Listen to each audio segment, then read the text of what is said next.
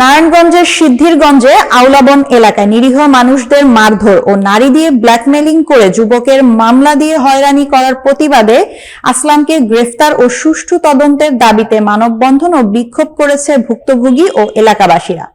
Staff reporter Mohammad নূর নবী Johnny জানান। সোমবার দুপুরে আওলাবন এলাকায় মানববন্ধনটি অনুষ্ঠিত হয়। মানববন্ধনে ভুক্তভোগী ও এলাকাবাসী বলেন, আসলাম দীর্ঘদিন যাবৎ এলাকার নিরীহ মানুষ, ব্যবসায়ীদের ভয়ভীতি দেখিয়ে চাঁদাবাজি ও যুবকদের নারী দিয়ে ব্ল্যাকমেলিং করে যুবকদের মামলা দিয়ে হয়রানি করে আসছে।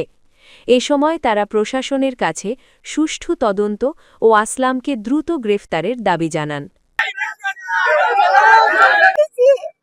সুদের দরজা 10,000 টাকা 5,000 টাকা দিয়ে দিছি 4,000 টাকার লেগে 5,000 টাকার লেগে আমার রাস্তা ধরে অপমান অবস্থা আমার ছেলেটা তোলারা না পাওয়ারা না আমার হুজুর ছেলেটা গারাম বাজে রয়েছে গাদা আমাদের কি একটা অত্যাচার করছে আমার দুনিয়ার বাইরে করছে।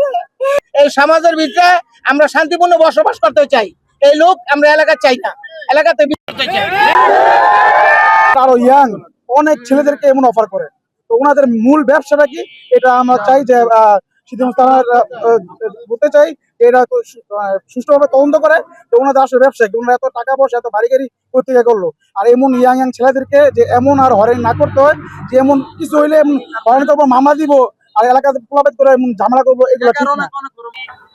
আসলাম আর এমন তার ওয়াইফ, আর আমি আসার পর 3-4 দিন পর দেখি আমি এক এলাকায় যেহেতু থাকি, দেখা হইলে আমার দিকে কোনো ধরে তাকিয়ে থাকে। পরে আমি এই জিনিসটা ধরে আমার ফ্যামিলিকে জানাই, ফ্যামিলি জানানোর পর ফ্যামিলি পদক্ষেপ নেয়। পদক্ষেপ নেওয়ার পর ছোটখাটো একটা মারামারি হয়। মারামারি হওয়ার পর আমাদের নামে মিথ্যা বই ছাড়ায়, আমরা বলে তার কাছে চাঁদা দাবি করতেছি। আমি বলে এটা তৈরি করেছি, 30 লাখ টাকা চাঁদা দাবি করি।